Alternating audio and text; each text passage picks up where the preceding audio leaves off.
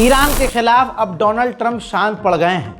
तमाम तस्वीरें एक तरफ और सबसे बड़ी तस्वीर ये कि अब साफ साफ कह दिया है डोनाल्ड ट्रंप ने कि ईरान पर हमें बमबारी करने की ज़रूरत नहीं है क्योंकि ईरान से डील होने वाली है। देखिए, यही चीज़ नेतन्याहू नहीं चाह रहा था। नेतन्याहू यही चाह रहा था कि ट्रंप और ईरान की बातचीत खराब हो जाए। हालांकि अभी कई दौर बाकी हैं, लेकिन ट्रंप का ये स्टेटमेंट बड़ा माना जा रहा है कि जो कट्टर दुश्मन है वो खुद कह रहा है कि ईरान पर बमबारी की ज़रूरत नहीं है।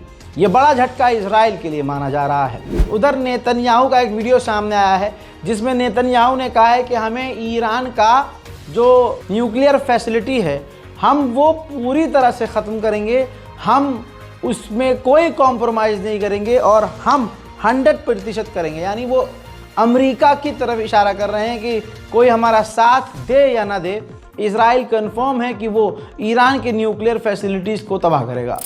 आगे उसने ये भी कहा कि जिस तरह से लीबिया का न्यूक्लियर जो ख़त्म किया गया था, उसकी न्यूक्लियर ताकत ख़त्म की गई थी, वैसे ही ईरान की ख़त्म करनी होगी, वरना हम पूरी तरह से ईरान के न्यूक्लियर फैसिलिटी को डिस्ट्रॉय कर देंगे अपने आप। साथ में उन्होंने ये भी कहा कि नेतन्याहू ने कि हमें हर हाल में ईरान का जो मिसाइल प्रोग्राम है वो भी ख़त्म करना होगा, उस पर भी हमारा फोकस है।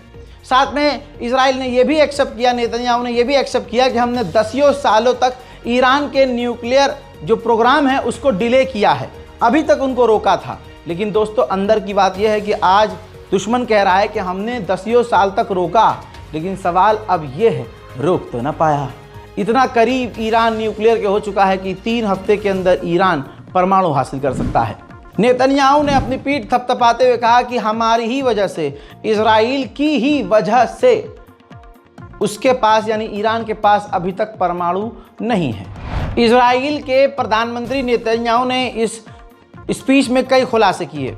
इस दौरान उन्होंने ये भी बताया कि जब सीरिया में जोलानी कब्जा कर रहा था तो उस वक्त वहाँ पर ईरान के जो जहाज़ हैं वो बार बार बशर अल असद को लेने के लिए आ रहे थे, लेकिन हमारे F-16 फाइटर जेट ने ईरान के जहाज़ों का रास्ता मोड़ा और उनको डाइवर्ट किया, उनको वहाँ उतरने नहीं दिया, जिसके बाद बशर अल असद को रूस ने वहाँ से निकाला। नेतन्याहू ने यह भी खुलासा किया कि तमाम इस ग्रुप को, ईरान के समर्थक और ईरानी ग्रुप को अगर तोड़ना हो तो उसकी मेन पॉइंट पर हमें फोकस करना होगा, और वो थे हसन नसरुल्लाह। हमने अमेरिका को तब इन्फॉर्म किया कि हम नसरुल्लाह को मारने जा रहे हैं जब हमारे फाइटर जेट लड़ाकू विमान लेबनान के आसमान के ऊपर उड़ रहे थे। चंद सेकंड पहले ही हमने अमेरिका को जानकारी दी थी और हमने नसरुल्लाह को कत्ल करके सब कुछ बर्बाद कर दिया।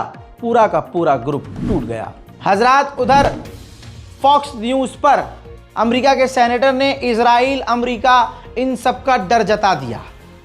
उन्होंने एक तरह से कह दिया कि अगर ईरान के पास परमाणु आ गया तो इजराइल पूरी तरह से नष्ट हो जाएगा, ख़त्म हो जाएगा। रशिया जो है पूरी तरह से ये भी चाहता है कि ईरान और अमेरिका की डील हो जाए। बेहतर ही, देखिए, अगर आप समझदार हैं, इकोनॉमी समझते हैं, जीडीपी समझते हैं, तो आपको पता होगा, ये आप मानेंगे कि हाँ, ईरान बल्कि पूरी दुनिया के लिए जंग किसी के लिए अच्छी नहीं होती है। तो ईरान डील कर ले या ईरान से उसके हक में बेहतर डील हो जाए, इससे अच्छा क्या है। तो रशिया भी यही चाहता है कि ईरान और अमेरिका की डील हो जाए। ऐसे में रशिया ने ऑप्शन दिया है कि अगर ईरान अमेरिका राज़ी हो तो ईरान के पास जो एक्स्ट्रा यूरेनियम है, उसके जो परमाणु बनाने वाले लिक्विड फ्लूइड हैं, केमिकल्स हैं जिसको यूरेनियम कहते हैं, कहा कि उस यूरेनियम को हम संभाल सकते हैं, स्टोर कर सकते हैं रशिया। यानी हमारे जहाज़ जाएंगे, हमारे वैज्ञानिक जाएंगे, वहाँ से यूरेनियम इनका लेंगे और अपने देश में लाकर, रहेगा वो ईरान का, लेकिन हम जो है उसको स्टोर करेंगे। उधर दोस्तों, ईरान पर फिर एक होने वाला था बड़ा हमला, बल्कि यूँ कहूँ हुआ साइबर अटैक हमला। ये साइबर अटैक अगर कामयाब होता तो ईरान का बैंकिंग सिस्टम, ईरान का रेलवे, मेट्रो सिस्टम, जितना डिजिटल सिस्टम है सब कोलैप्स हो जाता। लेकिन ईरान को पहले से पता था, ईरान पहले से यहाँ एक्टिव था, जिसके बाद खबर आ रही है कि ईरान ने उस साइबर अटैक को फेल कर दिया। हजरात, ईरान की तरफ से और ईरान से करोड़ों लोग डिसअपॉइंट हुए हैं। जब ईरान को पता था कि खतरा मंडरा रहा है तो फिर ईरान की सिक्योरिटी कहाँ गई थी, ईरान की इंटेलिजेंस कहाँ गई थी, ये अपने में एक बड़ा सवाल है। हजरात मोहतरम, ईरान के बंदर अब्बास पोर्ट पर जो खतरनाक धमाका हुआ, उस धमाके की तस्वीर देखने के बाद कोई और धमाका आपके दिमाग में नहीं आएगा, क्योंकि वो पूरा पोर्ट जल गया था। मरने वालों की संख्या भी इतनी हो गई है कि ईरान के लिए ये साल का सबसे बड़ा हमला माना जाएगा।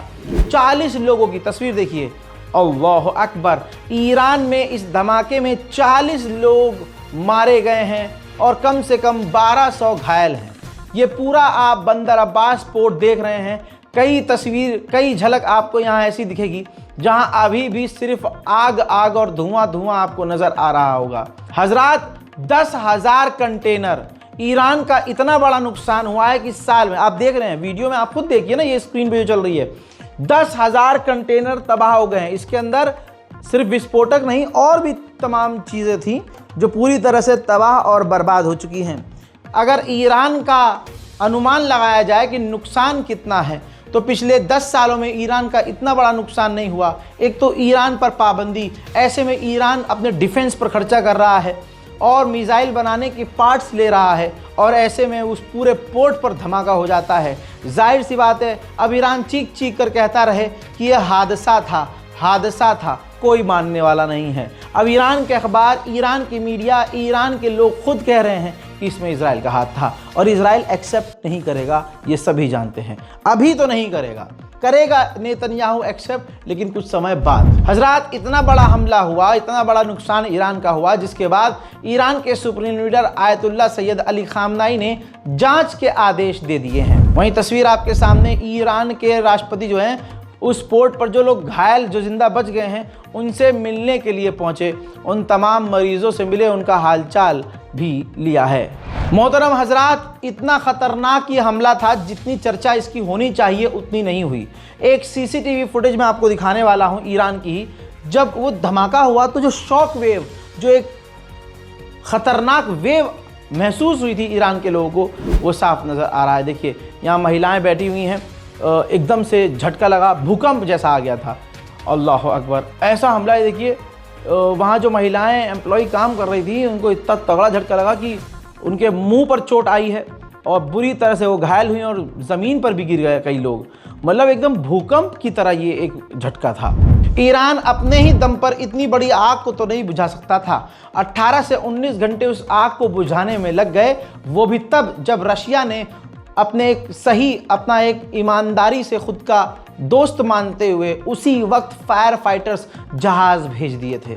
यानी रूस ने, अकेले एक रूस ने ही ईरान की उस लगी हुई आग को बुझाने में मदद की थी। हजरात, उसी दौरान जो है ईरान की तस्वीर देखिए, ईरान की एक चिट फैक्ट्री थी, उसमें भी आग लग गई है। अब दोस्तों, ये उसी दौरान का मंजर है। अचानक से ईरान में कई जगह ऐसे धमाके और आग देखने को मिले हैं। हजरात मोहतरम, अभी तक ईरान की डिटेल रिपोर्ट में फ़िलहाल के लिए इतना ही। मिडिल ईस्ट से यही खबर सबसे बड़ी है फ़िलहाल। इस रिपोर्ट को शेयर कीजिए और 1-1.5 घंटे में दोबारा आपके सामने आ रहा हूँ और भी ताज़ा जानकारियों के साथ। तब तक के लिए जय हिंद।